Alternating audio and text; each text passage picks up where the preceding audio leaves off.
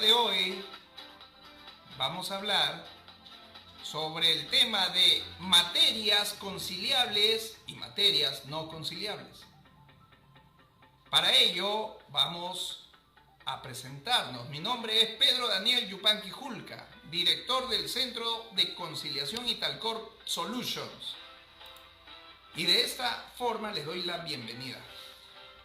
Han llegado un sinnúmero de interrogantes, los cuales voy a pasar a responder. Voy a leer sus preguntas, como por ejemplo, vamos a empezar con la primera. ¿Procede conciliar en materia de alimentos cuando el menor no ha sido reconocido por el padre? Es una buena pregunta. Muchas actas de nacimiento no son firmadas por el padre. Entonces la pregunta es si corresponde solicitar una conciliación y resolverlo allí sin transitar por medio judicial. La respuesta es que conforme al artículo 9 del título preliminar del Código de los Niños y Adolescentes, sí puede ser materia conciliable los alimentos de un menor así no haya sido reconocido en su acta de nacimiento. Sí puede ser. Esto ayuda a que no haya un proceso judicial largo, sino que rápidamente se pueda resolver este conflicto con un acuerdo conciliatorio. Tenemos una siguiente pregunta. Si es posible conciliar el monto de pensiones alimenticias devengadas y la forma de pago de estas. Debemos tener en cuenta que nuestro Código Procesal Civil prevé que el incumplimiento de pago de las pensiones alimenticias será resuelto por el juez competente. Asimismo, la liquidación adeudada o devengada que será requerida al obligado, siendo el incumplimiento conllevará a la comisión del delito de omisión de asistencia familiar prevista en el artículo 149 del Código Penal. En consecuencia, el pago de devengados de la pensión de alimentos tiene un procedimiento judicial para su cobro y esta deviene en materia no conciliable, por tratarse de un tema que es de delito y los delitos no son materias conciliables. ¿Ok? En materia de derecho de sucesiones, ¿es conciliable la petición de herencia? Y de serlo, ¿constituye requisito para interponer la demanda? Vamos a hacer un breve análisis. El derecho de petición de herencia tiene por finalidad que el peticionante ejerza la posesión exclusiva o concurrente de los bienes hereditarios, en cuya propiedad participa, siendo necesario que acredite la calidad de heredero, por lo cual este sin título no podrá iniciar procedimiento conciliatorio. Por lo tanto, la petición de herencia sí es una materia conciliable y solo se admitirá cuando el solicitante acredite calidad de heredero reconocido vía notarial o judicial, debiendo el demandante, previamente a la interposición de la demanda, acudir a un centro de conciliación extrajudicial. Esto es agotar este intento conciliatorio. Caso contrario, el juez calificará la demanda y la declarará improcedente. Es necesario una conciliación en este tipo de materias. Dentro de la materia de sucesiones tenemos lo que es la colación de bienes. Si es una materia conciliable, la colación de bienes viene a ser la masa hereditaria, recobrarla para una correcta distribución. ¿La colación de bienes constituye materia conciliable? Efectivamente que sí. Siempre que en el acto del otorgamiento del anticipo de legítima, el otorgante no haya hecho uso de su derecho de dispensa de colación. Para ello, los herederos tendrán que estar bien establecidos y tendremos que discutir el porcentaje correspondiente para efectos de incluir a los que no han estado tomados en cuenta como herederos y poder distribuirlos adecuadamente. Si procede el acuerdo conciliatorio en esta materia. Esta es una pregunta que siempre nos han hecho a todos los abogados. la división y partición de bienes, muebles, inmuebles o cuentas bancarias es materia conciliable? Analicemos. Nuestra ley de conciliación y todas sus modificaciones determinan que son materia de conciliación las pretensiones determinadas o determinables que versen sobre derechos disponibles de las partes. Los derechos disponibles deben entenderse aquellos que tienen un contenido patrimonial, es decir, los que deben ser valorados económicamente. Asimismo, son aquellos que no siendo patrimoniales pueden ser objeto de libre disposición. Así se tiene como materias conciliables la obligación de dar suma de dinero, obligación de hacer, de dar, desalojo, incumplimiento de contrato, pensión de alimento, tenencia, régimen de visitas, división y partición, y entre otros.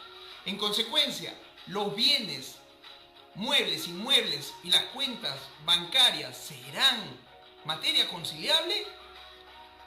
La división y partición de bienes, muebles e inmuebles y cuentas bancarias sí resulta ser una materia conciliable conforme a nuestra ley de conciliación.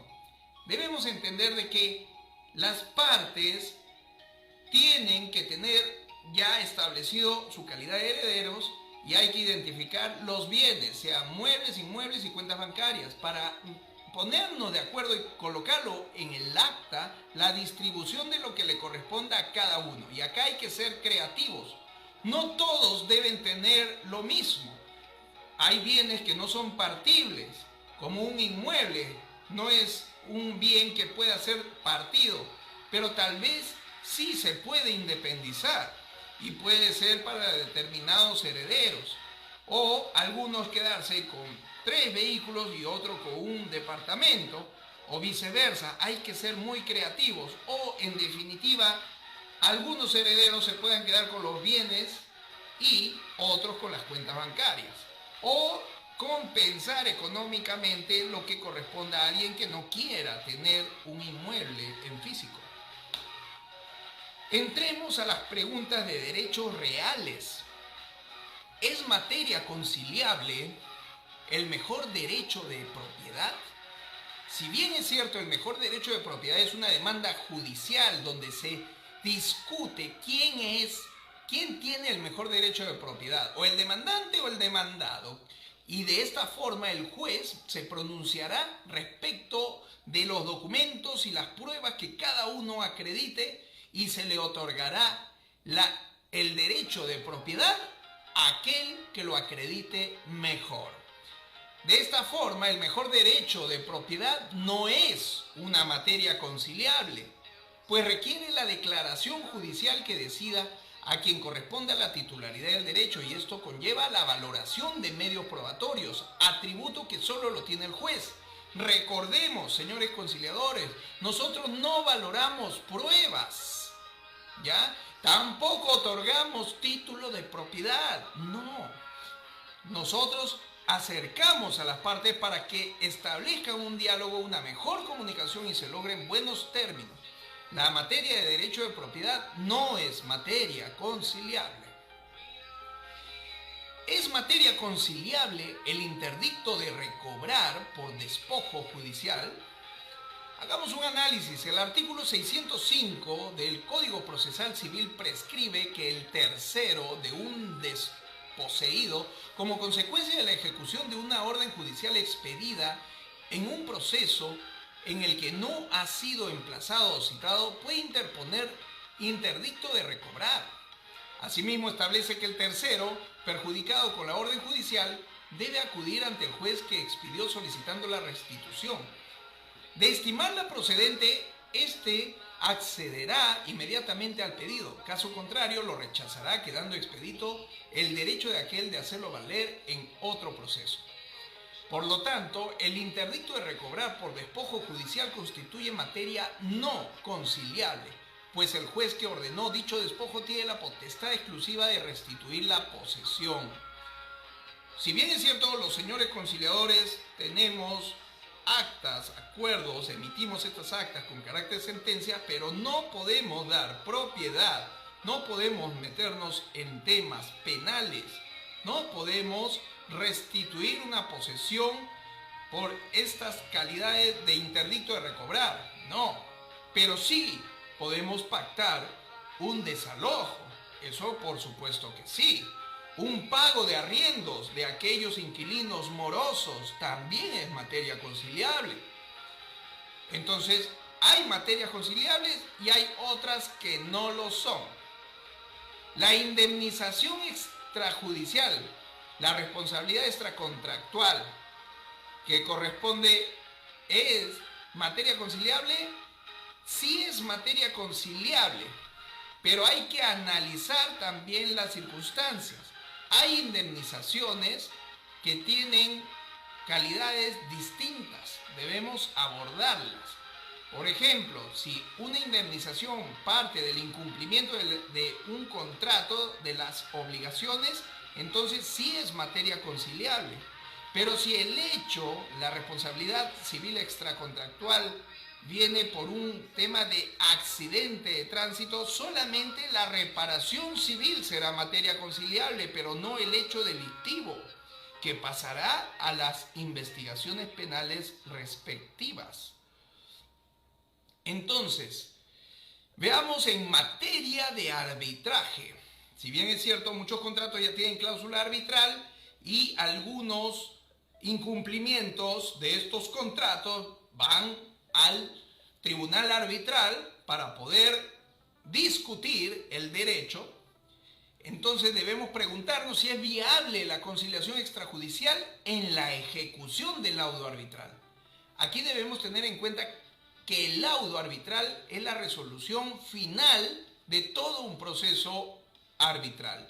El laudo arbitral se equipara a la sentencia, por lo tanto tiene carácter definitivo, inapelable y de obligatorio cumplimiento desde la notificación a las partes, produciendo efecto de cosa juzgada, similar a una sentencia judicial. Por lo tanto, no es materia conciliable. De la misma manera, el laudo arbitral no puede ser modificado por la voluntad de las partes, debiendo cumplirse en la forma y en los plazos establecidos en él. Caso contrario, la parte interesada podrá pedir la ejecución ante la autoridad judicial en sede arbitral si así hubiera convenido. En renuncia de los derechos, es materia conciliable la renuncia a interponer todo tipo de acción para impedir la ejecución de los acuerdos conciliatorios. Algunos colegas, algunos abogados intentan colocar siempre esta premisa, ¿no? Las partes renuncian a interponer todo tipo de acción legal para impedir la ejecución de los acuerdos. ¿Esto es una materia conciliable? La respuesta sería que la renuncia expresa a interponer todo tipo de acción para impedir la ejecución de los acuerdos adoptados en un acta de conciliación constituye materia no conciliable, pues limita la posibilidad de ejecutar los acuerdos arribados en ella, así como el derecho de acción de las partes de los conciliantes. Debemos recordar de que esto tiene una connotación de abuso de derecho. Hay cláusulas que llegan a ser nulas por sí mismas. No vician todo el acto contractual, pero la cláusula en sí misma es nula. Entonces no podemos eliminar, no podemos renunciar a interponer acciones legales para impedir la ejecución de determinados acuerdos. Todas las personas podrán, vía acción legal, demandas judiciales u otras acciones de otra jurisdicción, poder ejecutar todos los acuerdos que hayan suscrito. Entonces, veremos en el tema de comunidades campesinas si los gobiernos regionales pueden acudir a un centro de conciliación extrajudicial para invitar a las partes, comunidades campesinas, a lograr extrajudicialmente en materia de deslinde de los territorios comunales. Como esta es una materia distinta, no le corresponde al centro de conciliación dirimir, resolver un conflicto de tierras, La naturaleza inembargable e imprescriptible de las tierras de las comunidades campesinas ocasionan que el deslinde de las tierras constituya una materia no conciliable, en vista de que ellos tienen unas formas distintas de lograr estas soluciones a través de la Dirección Regional Agraria, que les facilita mesas de negociación y acercamientos comunales. Entonces no pueden los centros de conciliación dirimir este tipo de materias. Listo, señores, espero que estas dudas les haya servido para que podamos tener alguna noción más. Cabe decir de que la conciliación extrajudicial es muy importante porque evita el tiempo y esfuerzo económico. En vez de transitar por 1 año, 2 años, hasta 4 o 5 años un proceso judicial, podemos llegar a buenos términos en materias conciliables y solucionar nuestros conflictos de intereses y adjuntar el acuerdo conciliatorio al juzgado para efectos de terminar la discusión judicial. Hay una pregunta que me han hecho. La pregunta es si se puede exonerar los alimentos que se vienen en un proceso judicial, ¿no? Y el menor de edad ya es mayor de edad. Y si él tiene la capacidad de exonerar el pasado. No es materia conciliable la exoneración de alimentos de una liquidación de pensiones devengadas.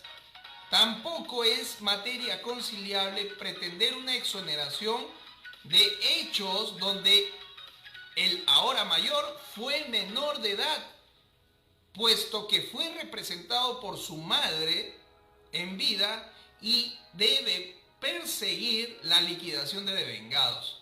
Entonces, el alimentista ahora mayor de edad no le correspondería exonerar el pasado, sino el presente en adelante. Hay que tener mucho cuidado. Espero que estos tips les hayan servido y nos vemos hasta en otra oportunidad.